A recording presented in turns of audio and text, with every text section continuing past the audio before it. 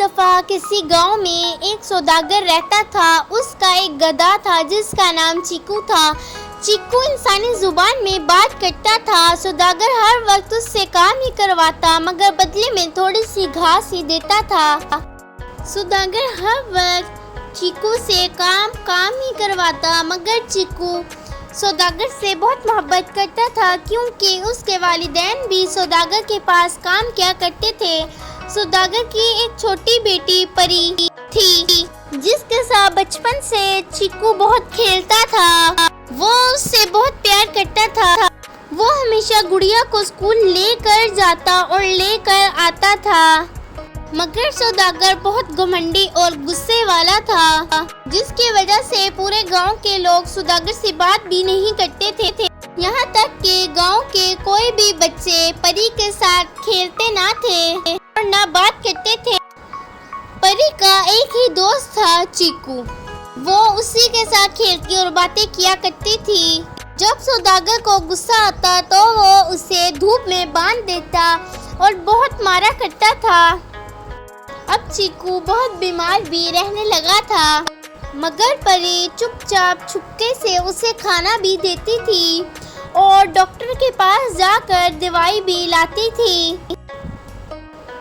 चीकू, तुम मेरे सबसे अच्छे दोस्त हो। जब मैं बड़ी हो जाऊंगी तब मैं तुमसे कोई काम नहीं करवाऊंगी और तुम्हें कोई मारेगा भी नहीं और हम खूब खेलेंगे। ठीक है चीकू। परी, तुम जल्दी से बड़ी हो जाओ। मैं तुम्हें अपनी कमर पे बिठा के पूरे गांव की सैर करवाऊंगा। मैं कल अब्बू से बात करूंगी कि वो तुमसे ज्यादा काम ना करवाएं। नहीं, हम गधे तो काम करने के लिए ही होते हैं। अगर हम काम नहीं करेंगे तो हमें अपने घर में कोई नहीं रखेगा। ये कहकर परी चीकू को गले लगा लेती है और गुड नाइट बोलकर चले जाती है।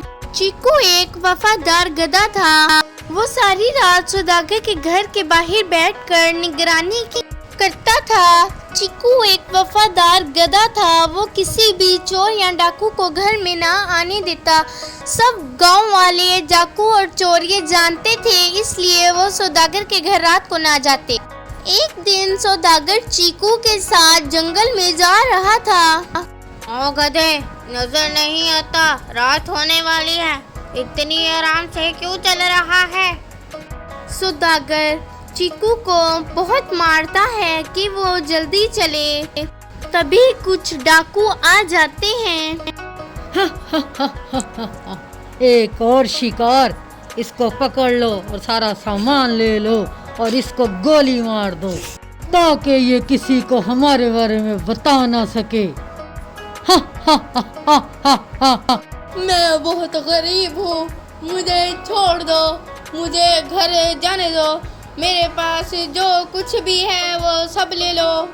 सौदागर को उनसे जान की भीख मांगते हुए देख चीकू को बहुत गुस्सा आया और उसने सोचा, मैं मालिक के साथ ऐसा करने किसी को नहीं दूंगा। चीकू ने गुस्से में कहा, मालिक, आपको कुछ नहीं होगा।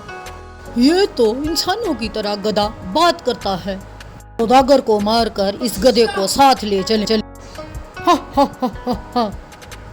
डाकू जैसे ही सौदागर को मारने आते हैं चीकू उन्हें अपने पाँव से मारना शुरू कर देता है। डाकुओं से लड़ते हुए चीकू बहुत ज्यादा जख्मी हो जाता है मगर फिर भी वो हिम्मत नहीं हारता। वो मुश्किल से खड़ा होकर बोलता है, मालिक, अब ठीक हो, जल्दी से मेरे ऊपर बैठो। चीकू सौदागर को अपने ऊपर बैठाकर भागने लगता है मगर उसे बहुत तकलीफ हो रही होती है। वो अल्लाह से कहता है, अल्लाह मुझे हिम्मत दे कि मैं मालिक को घर तक ले जाऊं। कुछ फासले पर उनका सामना एक बहुत बड़े शेर से होता है। वो शेर को देखकर बहुत ज्यादा डर जाते हैं।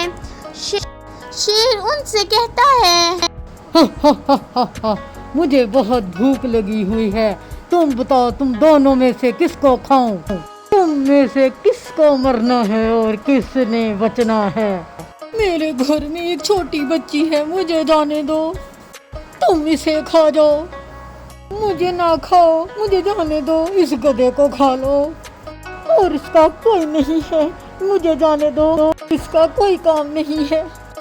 चिक्कू अपने मालिक को देखता है और उसकी आंखों में पानी आ जाता है। अब तू बता, तू मरना चाहता है कि बचना? चिक्कू पहले तो कोई जवाब नहीं देता और उसकी आंखों से आंसू बहते रहते हैं। जल्दी बता। जंगल के बादशाह, फैसला हो गया है, आप मालिक को जाने दें क्योंकि उनकी बेटी घर पर उनका इंतजार कर रही है। शेर सौदागर से बोलता है, तुम जाओ। सौदागर भागता भागता अपने घर की तरफ जाने लगता है तो उसे गधे का ख्याल आता है और वह वापस आकर उससे माफ़ी मांगता है और उस शेर को भगा देता है। गधा भी उसे माफ़ कर देता है और उसके साथ घर वापस जाने के लिए तैयार हो जाता है। गधा एक वफादार जानवर है और हमें इसका ख्याल रखना चाहिए। कभी कभी हम अपने साथ रहने वालों से अच्छा सलूक नहीं करते, जो बहुत गलत है। कभी भी बाहर वालों और अपने दोस्तों के साथ बुरा सलूक ना करो। हमारे इस चैनल को लाइक, शेयर, सब्सक्राइब कर दें ताकि आपको वीडियोस मिलें।